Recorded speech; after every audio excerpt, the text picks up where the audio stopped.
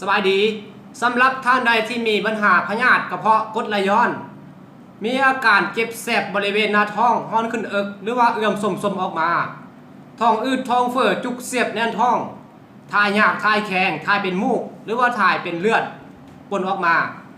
เคยรักษาเป็นปัวมาแล้วหลายบ่อนก็บ่หายบ่เศร้าวันนี้จะมาให้ข้อมูลเกี่ยวกับปัญหาพยาธิกระเพาะนี่เนาะผู้ที่เคยเป็นปัวรักษามาแล้วหลายบ่อนหลายทีก็บ่หายบ่เศร้าเคยกินยาห้องหมอ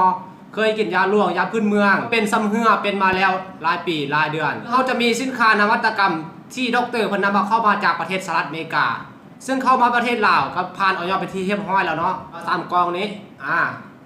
ก็คือกองที่1จะเป็นเว้นทัดจะไปช่วยแก้อักเสบแก้บาดแผลในกระเพาะในลำไส้ช่วยอาการเจ็บแสบบริเวณหน้าท้องเจ็บห้อนท้องอืดท้องเฟ้อกินข้าวบ่แซ่บนอนบ่หลับเมื่อยง่ายตัวนี้จะไปช่วยได้เนาะ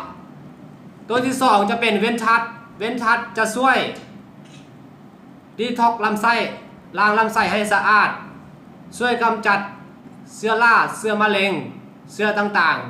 ๆช่วยในการดูดซึมอาหารล้างลำไส้ให้สะอาดเพิ่มจุลินทรีย์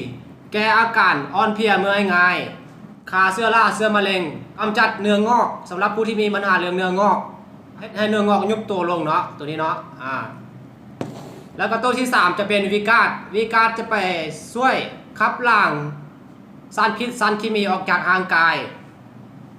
ช่วยระบบขับถ่ายให้สะดวกให้กลับมาเป็นปกติแก้ท้องอืดท้องเฟ้อจุกเสียบแน่นท้อง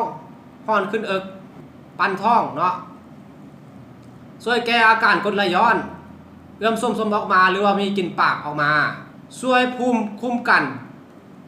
ต้านอนุมูลอิสระแก้อาการขับถ่ายให้ถ่ายสะดวกให้กลับมาเป็นปกติเนาะมันจะมี3กล่องนี้เนาะดูแลกระเพาะลำไส้อักเสบหรือว่ากรดไหลย้อนต่างๆตัวนี้เนาะจะช่วยได้สำหรับท่านใดที่มี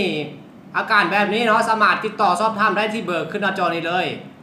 มาฮอดนี้ข้าพเจ้าก็ให้ข้อมูลจบลงเพียงเท่านี้เนาะสบายดี